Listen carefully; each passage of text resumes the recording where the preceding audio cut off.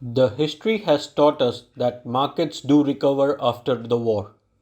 History hasn't taught us how to predict the end of a war and its after effects. Russia and Ukraine constitute less than 2% of global trade, but in many commodities they have a sizable share. 37% of global palladium supply, 17% of natural gas, 13% of wheat, 12% of oil, and 9% of nickel is from the region. The sanctions imposed on Russia, along with supply chain interlinks, is bound to impact global trade and finance.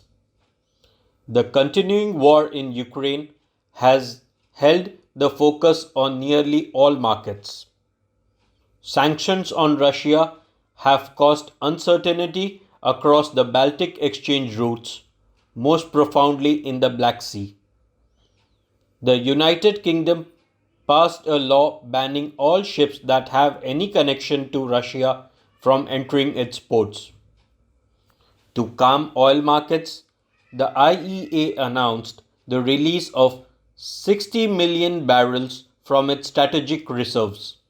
Yet prices continue to surge.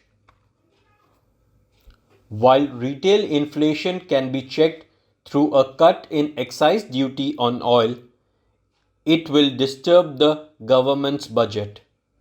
Reduced revenues will swell the fiscal deficit if spending is not cut. In longer term, the negative impact on global economy is also likely to be substantial. Following the departure of many multinational companies from Russia, from leading car makers to major producers of consumer goods, the Indian rupee hit lifetime low as sharp surge in global crude oil prices threatened to push up imported inflation and widen the country's trade and current account deficits. Russian ambassador to India said it made sense for India to take advantage of the ongoing Ukraine-Russia situation and enhance Indian business opportunities when Western partners refuse to cooperate.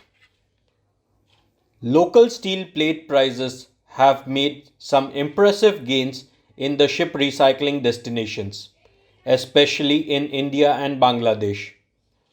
As a result, Alang buyers have managed to secure show-stopping sales.